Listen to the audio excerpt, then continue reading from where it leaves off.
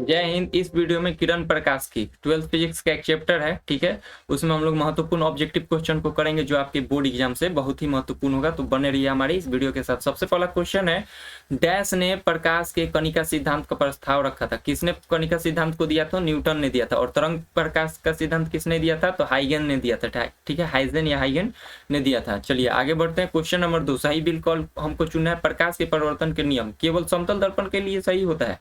गलत है। प्रकाश के परिवर्तन कोई भी सतह के लिए, परिवर्तक सतह के लिए सही हो सकता है, या वो तो परिवर्तक सतह नियमित हो तब भी लागू होगा, और अनियमित हो तब भी परिवर्तन का नियम इससे क्या होता है? लागू हो जाता है, ठीक है। समतल दर्पण हमेशा वास्तविक प्रतिबिंब बनाता है? गलत है। समतल दर्पण एक आभासी प्रतिबिंब बना सकता है।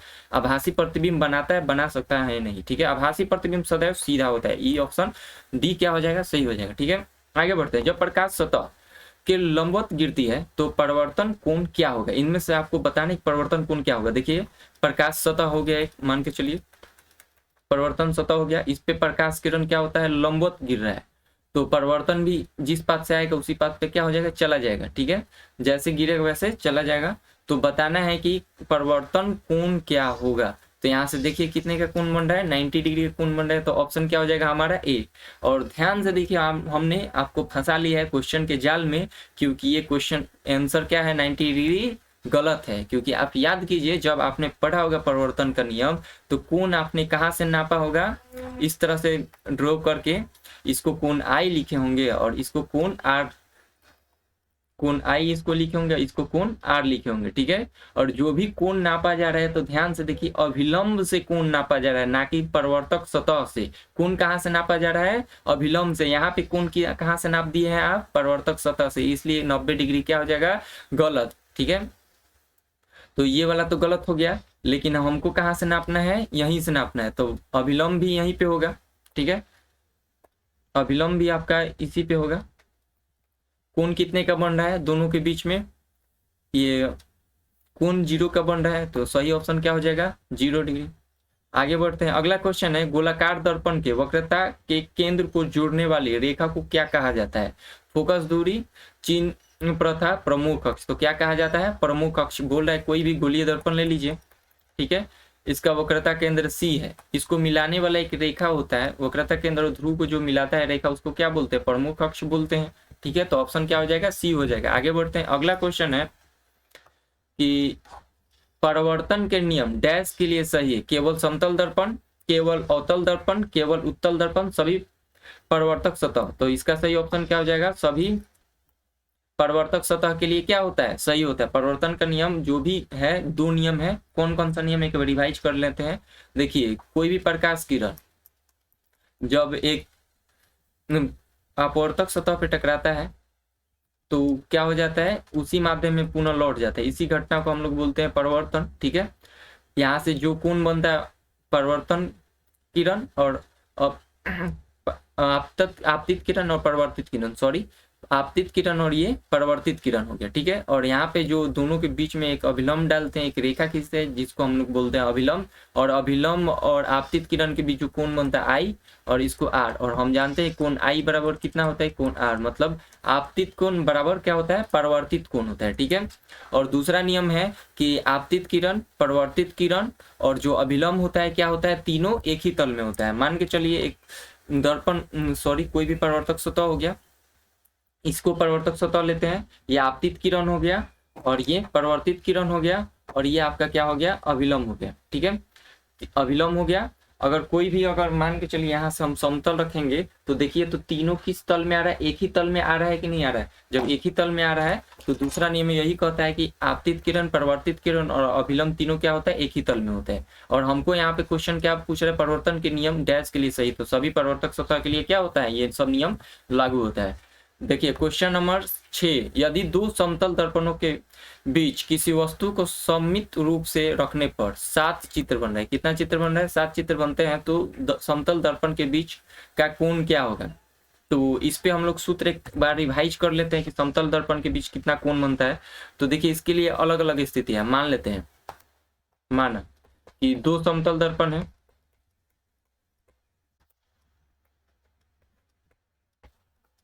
ठीक है। और थीटा कोण पे है। किस कोण पे है? थीटा कोण पे है। तो केस 1 क्या करना है आपको, 360 बाई, मान के चलिए 1 नंबर केस बनेगा 360 बाई थीटा करना है। अगर ये मिल जाए सम, क्या हो जाए सम, और प्रतिबिंब संख्या मान लेते n है, प्रतिबिंब संख्या यहाँ से मान लिए कि n है, तो 360 बाई थीटा कीजिए, अगर सम मिल जाए तो n बराबर क्या हो जाएगा, प्रतिबिंब संख्या 360 बाई थीटा -1। ये हो गया प्रतिबिंब संख्या। कब, जब 360 बाई थीटा क्या हो जाए सम हो जाए, तो प्रतिबिंब संख्या कितना निकलता है 360 बटा थीटा -1 करके आप लोग निकालिए, ठीक है। और दूसरा स्थिति बन जाएगा जब 360 बाई थीटा क्या हो जाए विषम हो जाए, तो इसमें दो केस बन जाता है, ठीक है। एक केस 1 लेते हैं जब वस्तु सममित पर हो,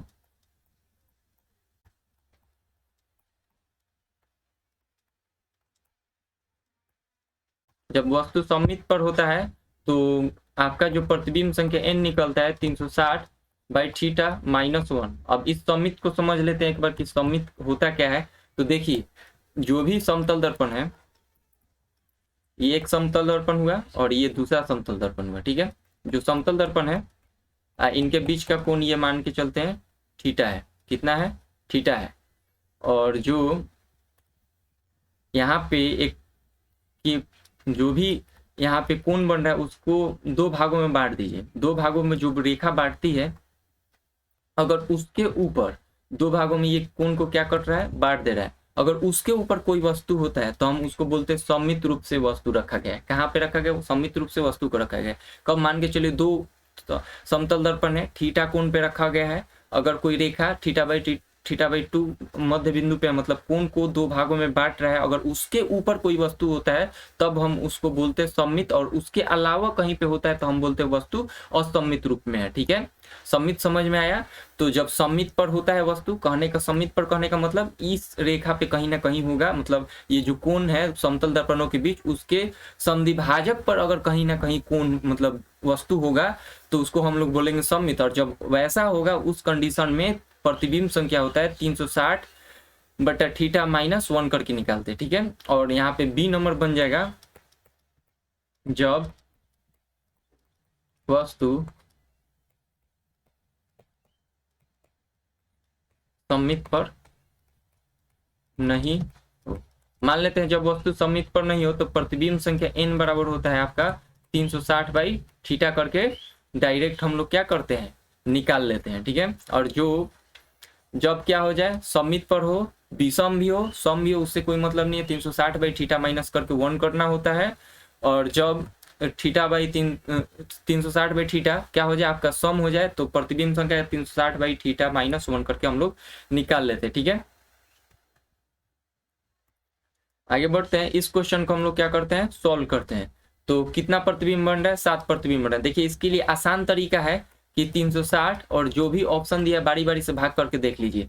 360 में 60 से भाग देंगे लगभग कितना आएगा 6, 7 मिला नहीं मिला हटा दीजिए, ये ऑप्शन गलत हो जाएगा। ये 3 कितना बार में जाएगा 12 बार में, सॉरी ये 36 कितना बार में जाएगा 12 बार में जाएगा। तो 12 में से अगर एक घटा भी देंगे तो 7 नहीं मिलेगा, तो ये ऑप्शन नहीं हो सकता। ऑप्शन सी पे विचार कीजिए, 360 बाई 45 कर दीजिए।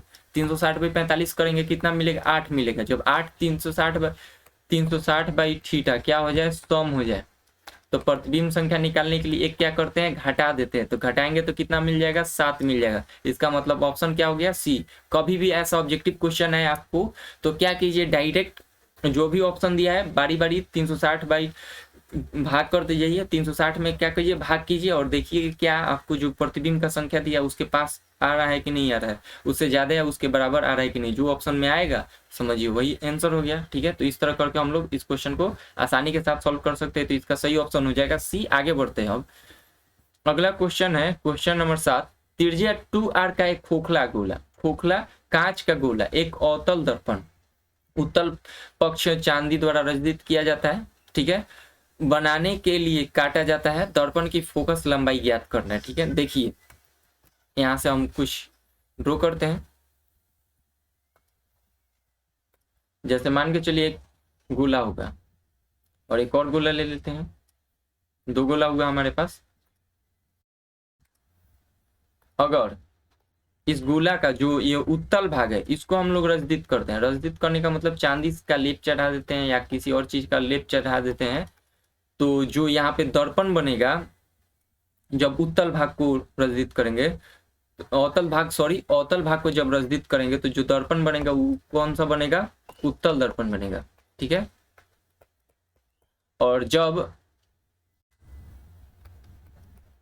उत्तल भाग को क्या कर देंगे? रजदित कर देंगे, तो जो यहाँ पे दर्पण बन रहा है उसको बोलेंगे अवतल दर्पण। ठीक है, अवतल दर्पण।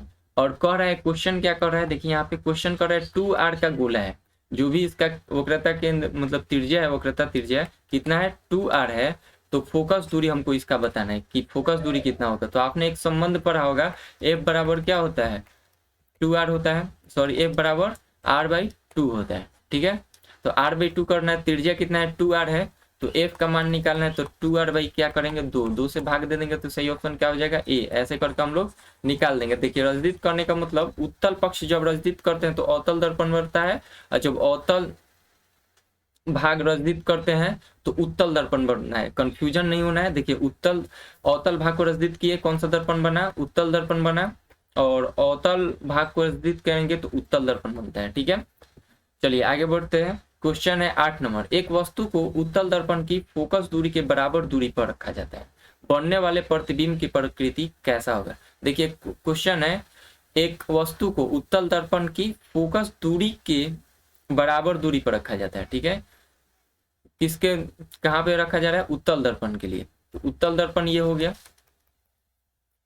फोकस दूरी के बराबर, इधर इसका क्या हो गया? फोकस दूरी f, और इसके सामने कहीं पे भी f दूरी पे ही वस्तु को यहाँ पे वस्तु को क्या किया जा रहा है? रखा जा रहा है। मान के चलिए वस्तु का रखा जा रहा है, तो बनने वाला प्रतिबिंब की प्रकृति हमको बताना है कि कैसा। वास्तविक और उल्टा तो कभी भी नहीं बनाता है, वास्तविक और सीधा ये भी गलत हो जाएगा। वास्तविक जब प्रतिबिंब बन जाएगा तो सीधा होगा नहीं, आभासी और सीधा, आभासी और उल्टा। तो आभासी और सीधा, आभासी हो गया तो सीधा उल्टा होगा नहीं, तो ऑप्शन क्या हो जाएगा? सी। और याद रखिएगा जो उत्तल दर्पण होता है सदैव प्रतिबिंब कैसा बनाता है?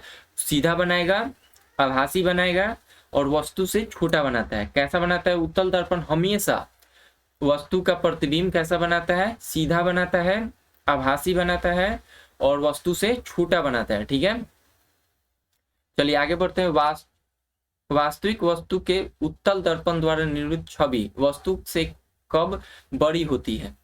वस्तु की दूरी f है, u वस्तु की दूरी, f फोकस लंबाई है। ठीक है, तो बताना है कि वास्तविक वस्तु के उत्तल दर्पण द्वारा निर्मित छवि मतलब प्रतिबिंब वस्तु से कब बड़ी होती है, मतलब कब बड़ा बनता है। तो ऐसा स्थिति कभी भी नहीं होता है, तो u के किसी भी मूल्य के लिए नहीं। तो ऑप्शन क्या हो जाएगा? डी। और हमेशा याद रखिएगा, की पॉइंट याद रखिएगा,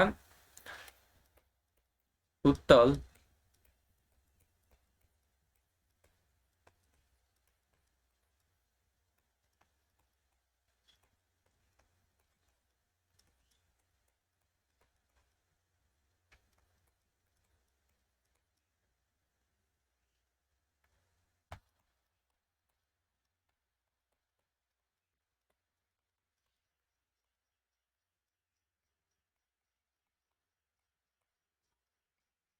देखिए जो उत्तल दर्पण होता है वो किसी भी वस्तु का, चाहे वस्तु कहीं पे भी रखा जाए, वो हमेशा कैसा प्रतिबिंब बनाएगा? आभासी, सीधा। वो वस्तु से हमेशा छोटा होगा, बड़ा बनने का कोई चांस नहीं है और बराबर भी नहीं बनेगा। ठीक है, तो ऑप्शन क्या हो जाएगा? u के किसी भी मूल्य पे, मतलब u को कहीं पे भी रख दिया जाए, मान के चलिए उत्तल दर्पण हुआ, इसके सामने कहीं पे भी वस्तु को रख दीजिए, उसका प्रतिबिंब हमेशा कैसा बनेगा? आभासी, सीधा व छोटा ही बनेगा। ठीक है, इस चीज को आप हमेशा याद रखिएगा। अगला क्वेश्चन देखते हैं, क्वेश्चन नंबर 10। मुख्य अक्ष के समांतर एक किरण अवतल दर्पण पर आपतित होकर परिवर्तन के बाद जिस पथ से आती है उसी पथ पे चली जाती है। गलत है। बोल रहा है मुख्य अक्ष के समांतर आ रहा है, किस कैसा दर्पण है? अवतल दर्पण है। तो पहले एक अवतल दर्पण हम लोग ड्रॉ कर लेते हैं। ये आपका एक मान के चलिए अवतल दर्पण हुआ। ठीक है, ये मुख्य अक्ष हुआ इसका, ये ठीक है, ये वक्रता केंद्र मान लेते हैं। और इसके क्या हो रहा है? समांतर जब किरण आता है तो कहाँ से जाता है? फोकस से जाता है। जिस बिंदु से जाता है उसको ही हम लोग फोकस बोलते हैं, एफ से जाता है। तो फोकस से गुजरता है, तो ऑप्शन क्या हो जाएगा सी, इसका सही ऑप्शन क्या हो जाएगा सी, क्योंकि क्वेश्चन क्या बोल रहा है, मुख्य अक्ष के समांतर एक किरण अवतल दर्पण पर आपतित होकर परिवर्तन के बाद कहाँ से जाता है, फोकस में से गुजरता है, तो फोकस में से गुजरेगा, ठीक है। और के वक्रता अगर जिस पथ से आया उसी पथ पे लौटाना है, तो कहाँ से दर्पण किरण को भेजेंगे हम लोग, उसके वक्रता केंद्र से भेजेंगे, ठीक है। जिस वक्रता केंद्र से आएगा और वक्रता केंद्र से ही जाता है, और फोकस पे वस्तु आता है तो मुख्य अक्ष के क्या हो जाता है, समांतर हो जाता है, ठीक है। इस चीज को आप लोग याद रखिए। तो ऑप्शन क्या हो जाएगा इसका, सी हो जाएगा। आगे बढ़ते हैं, क्वेश्चन नंबर 11, यदि कोई वस्तु फोकस दूरी f के उत्तल दर्पण से f की दूरी पर रखी जाती है, तो दर्पण से प्रतिबिंब की दूरी बताना है, तो यहाँ पे हमको दर्पण सूत्र का प्रयोग करना पड़ेगा। और दर्पण सूत्र क्या होता है, एक बटा f बराबर 1/v प्लस 1/u। u क्या है यहाँ पे, दर्पण से प्रतिबिंब की दूरी, v क्या है दर्पण से दर्पण से प्रतिबिंब की दूरी, u क्या है दर्पण से वस्तु की दूरी, और f क्या है आपका उसका फोकस लंबाई, ठीक है। तो कौन सा दर्पण है, उत्तल दर्पण है। जब उत्तल दर्पण में क्या हो सकता है, जो फोकस लंबाई होता है पॉजिटिव होता है, फोकस लंबाई क्या होगा आपका, पॉजिटिव होगा, ठीक है।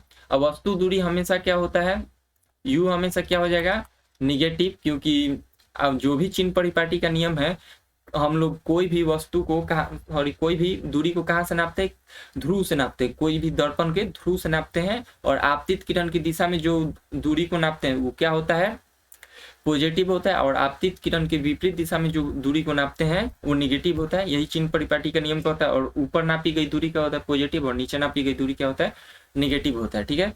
तो हमको बताना है कि उत्तल दर्पण की फोकस दूरी f है, और f ही दूरी पे एक वस्तु को रखा जा रहा है। तो हमको क्या क्या दिया है, यहाँ पे देख लीजिए, दिया है वस्तु दूरी कितना दे दिया है, f ही दिया है, ठीक है। और f दिया है, लेकिन वस्तु दूरी को क्या लेते हैं, हमेशा नेगेटिव, तो चिन्ह पहले ही लिख देते हैं, ठीक है। और जो फोकस इसका है, फोकस लंबाई कितना दिया है, f ही दिया है, तो हमको क्या बताना है, प्रतिबिंब बताना है, प्रतिबिंब दूरी हमको क्या करना है, फाइंड करना है। तो चलिए इसको हम लोग सॉल्व करते हैं। दर्पण सूत्र क्या कहते हैं, 1/f बराबर 1/u प्लस 1/v, ठीक है। और हमको जो दिया है उसको लिखते हैं, दर्पण का फोकस दूरी f ही दिया है, और उत्तल दर्पण इसलिए क्या होगा प्लस, और जो वस्तु दूरी दिया है वो भी f दिया है, लेकिन किस में, माइनस में चला जाएगा, प्लस 1/f। इसको हम लोग सॉल्व करेंगे, तो 1/v plus 1/f plus 1/f, ठीक है। और 1/v बराबर कितना हो जाएगा, 2/f। जब यहाँ से हम लोग v का मान निकालेंगे तो व्युत्क्रम हो जाएगा f/2। इसका क्या कर देना है, व्युत्क्रम कर देंगे तो निकल जाएगा। देखिए जो भी दिया है इस फॉर्मूला, ये आपका दर्पण सूत्र हो गया। इस दर्पण सूत्र में क्या करेंगे, रख देंगे, आसानी के साथ बन जाएगा। बस ध्यान रखना है, चिन्ह परिपाटी का नियम का हम लोग को ख्याल करना है। जब आप ख्याल नहीं करिएगा तो क्वेश्चन क्या हो जाएगा, गलत हो जाएगा। ऑप्शन क्या आ गया, f/2, प्रतिबिंब की दूरी कितना मिल गया, f/2, इसका सही ऑप्शन हो गया, ठीक है। आगे बढ़ते हैं, क्वेश्चन नंबर 12 है। क्वेश्चन नंबर आपको 12 क्या बोल रहा है, निम्नलिखित में से कौन सा दर्पण अधिक दृश्य क्षेत्र प्रदान करता है। दृश्य क्षेत्र कौन प्रदान करता है, अवतल दर्पण, उत्तल दर्पण, समतल दर्पण, इनमें से कोई नहीं। तो उत्तल दर्पण सबसे अधिक दृश्य क्षेत्र को प्रदान करता है, इसलिए हम लोग इसको गाड़ी के साइड मिरर में प्रयोग करते हैं। जो भी साइड मिरर लगा रहता है किसका प्रयोग करते हैं, उत्तल दर्पण का प्रयोग करते हैं। और क्यों करते हैं, इसका दो रीजन है। एक तो दृश्य क्षेत्र हमको बहुत अधिक देता है, ठीक है, और दूसरा जो वस्तु होता है उसका छोटा प्रतिबिंब वास्तविक आभासी प्रतिबिंब बनाता है, जिससे बहुत सारी गाड़ियों का चित्र हमको दिखाई देता है और एक्सीडेंट होने से हम लोग बच जाते हैं, ठीक है। मतलब ध्यान देके चलाएंगे तो बच जाते हैं। तो इसका सही ऑप्शन क्या हो जाएगा, उत्तल दर्पण, ठीक है। आगे बढ़ते हैं, अवतल दर्पण के फोकस से गुजरने वाली किरण परिवर्तन के बाद कहाँ से जाएगा, तो फोकस मुख्य अक्ष के क्या हो जाता है, समांतर हो जाएगा। अवतल दर्पण हुआ ये आपका, ठीक है। जब ये फोकस से कोई किरण गुजरेगा, मान लेते फोकस है और यहां से कोई किरण जाएगा तो मुख्य अक्ष के क्या हो जाता है, समांतर हो जाता है। फोकस से जाएगा तो मुख्य अक्ष के समांतर हो जाता है, प्रमुख अक्ष के समांतर हो जाता है। तो ऑप्शन क्या हो जाएगा, इसका सी हो जाएगा, ठीक है। आगे बढ़ते हैं, अगला क्वेश्चन है 14 नंबर। एक गोलाकार दर्पण के वक्रता की त्रिज्या r और फोकल लंबाई f के बीच क्या संबंध है। इस क्वेश्चन को आप लोग सोचिए क्या हो सकता है संबंध को।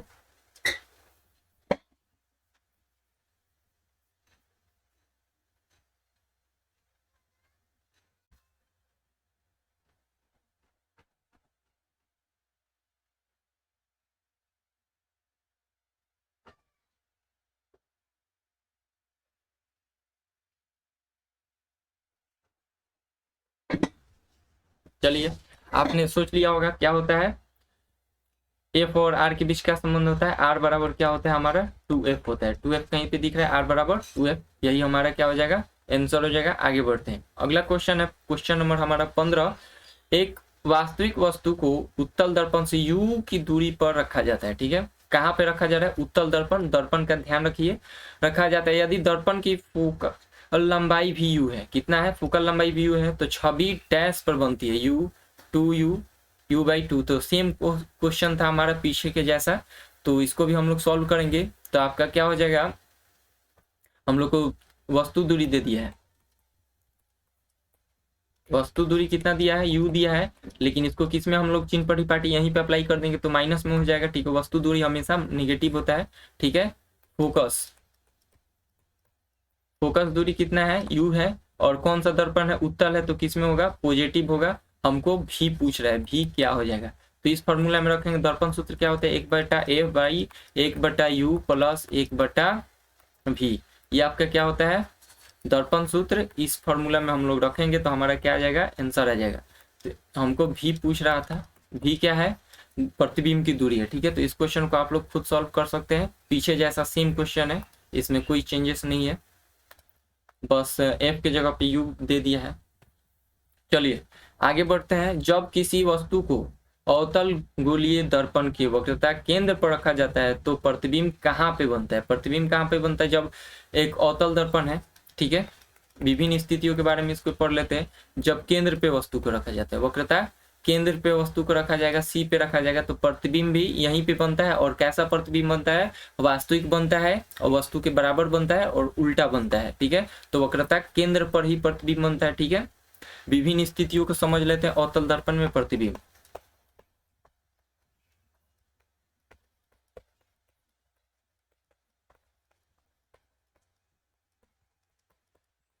देखिए अवतल दर्पण में प्रतिबिंब का निर्माण हम लोग देख लेते हैं विभिन्न स्थितियों में, एक बार उसको पुनः रिवाइज कर लेते हैं। एक अवतल दर्पण हुआ जब वस्तु क्या हो जाए, अनंत पे हो जाए, वस्तु की स्थिति जब मान के चलिए वस्तु क्या हो जाए, अनंत पे हो जाए, तो प्रतिबिंब कहाँ पे बनता है, यहाँ पे लिखते हैं प्रतिबिंब की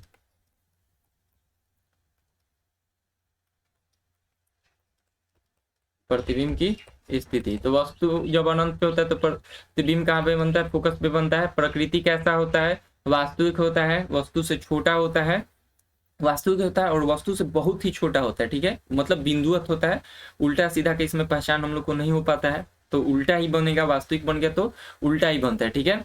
और जब वस्तु क्या हो जाए, अनंत से वक्रता केंद्र के बीच में हो, मतलब अनंत और वक्रता केंद्र के बीच कहीं पे भी हो, ठीक है, वक्रता केंद्र के बीच कहीं पे भी हो, तो जो भी प्रतिबिंब बनता है फोकस और वक्रता केंद्र के बीच कहीं पे भी बनता है। और वस्तु का प्रकृति कैसा, मतलब प्रतिबिंब का प्रकृति कैसा होता है, वास्तविक होता है, उल्टा होता है और वस्तु से छोटा होता है।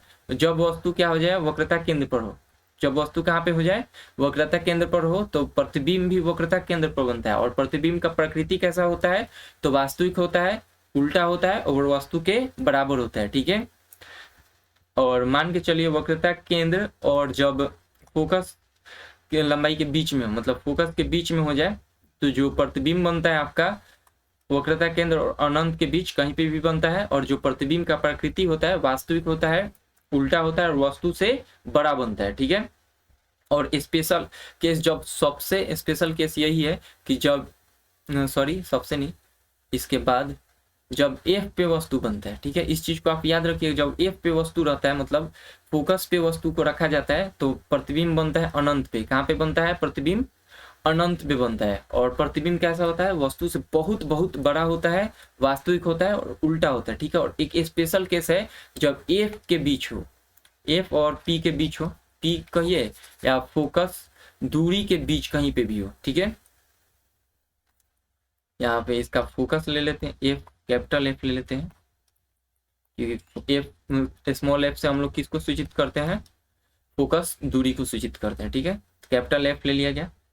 इसको भी कैपिटल F कर देते हैं। जब फोकस पे वस्तु होता है तो अनंत पे प्रतिबिंब बनता है। प्रकृति कैसा होता है, वास्तविक, उल्टा और बहुत बहुत बड़ा होता है। ठीक है, स्पेशल केस एक है कि जब फोकस लंबाई के भीतर वस्तु को रखा जाए। ठीक है, किसी भी वस्तु अवतल दर्पण के फोकस लंबाई के भीतर किसी वस्तु को रखा जाए तो प्रतिबिंब कहाँ बनता है, दर्पण के पीछे बनता है। और कैसा प्रतिबिंब बनता है, काल्पनिक प्रतिबिंब मतलब आभासी प्रतिबिंब वस्तु से बड़ा बनता है। ठीक है, सीधा और वस्तु से बड़ा रहता है। तो ये आपका स्पेशल केस होता है जब फोकस लंबाई के भीतर किसी वस्तु को रखा जाता है अवतल दर्पण के सामने। तो कैसा प्रतिबिंब बनता है, आभासी प्रतिबिंब बनेगा, वस्तु से बड़ा और सीधा बनता है। ठीक है, तो ये स्पेशल केस होता है, इस चीज को आप याद रखिएगा।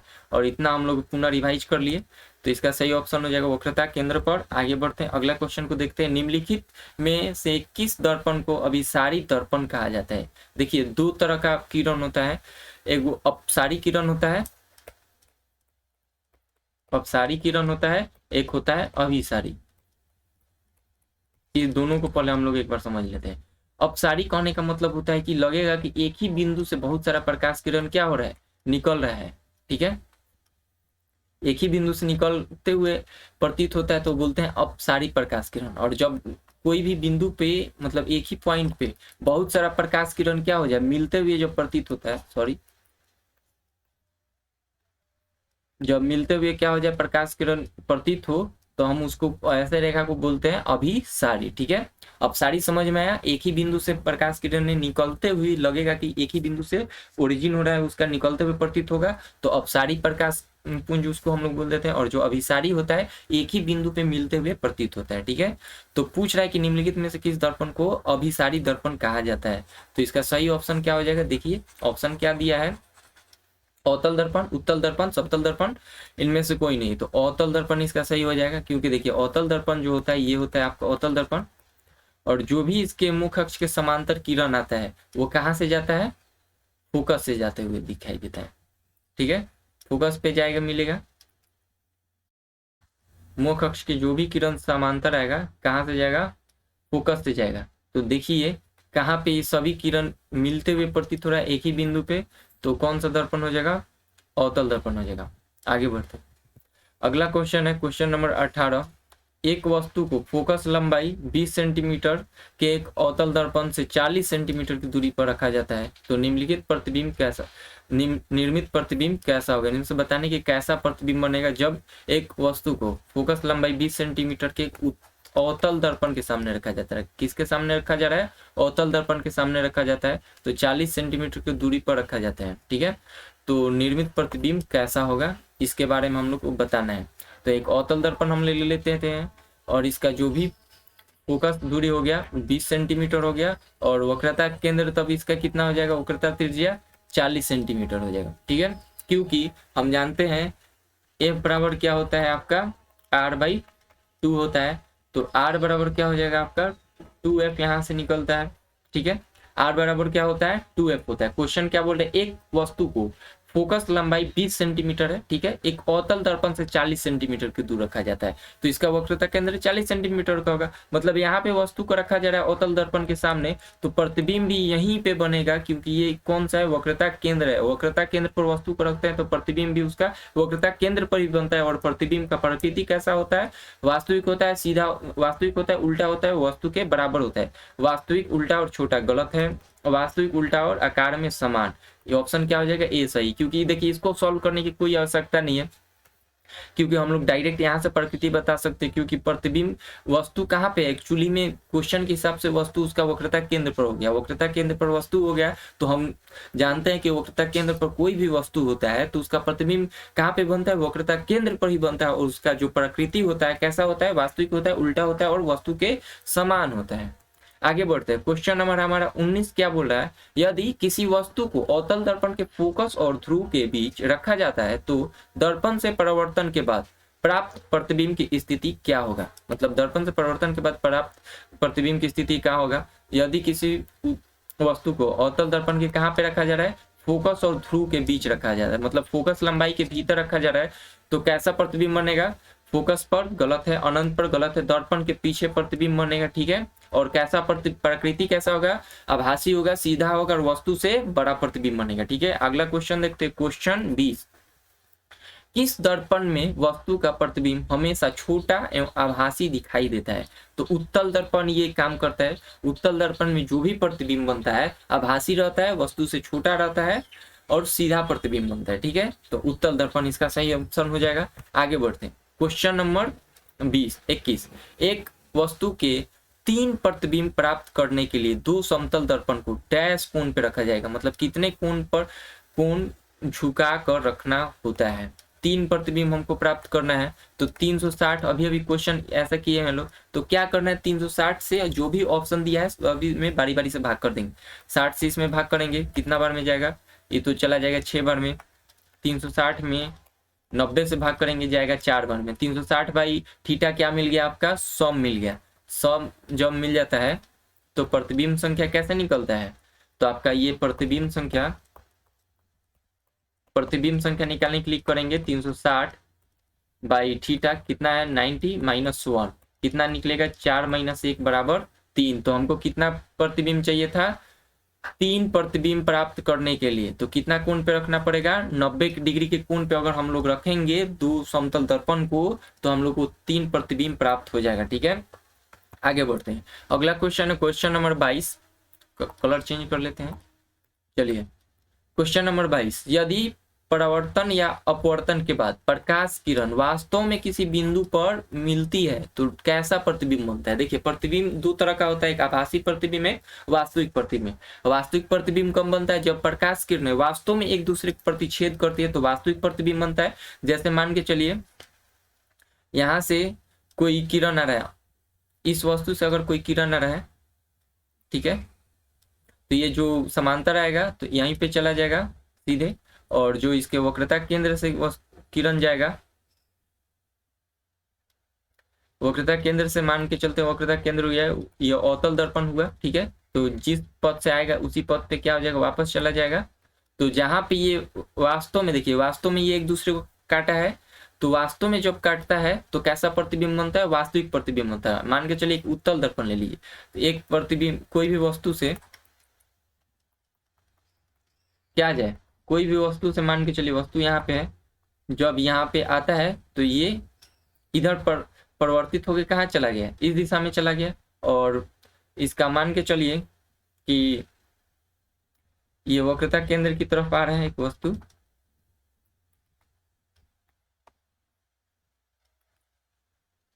और एक और किरण यहां से ले लेते हैं, ये परिवर्तित होकर मान के चलिए इधर चले गए।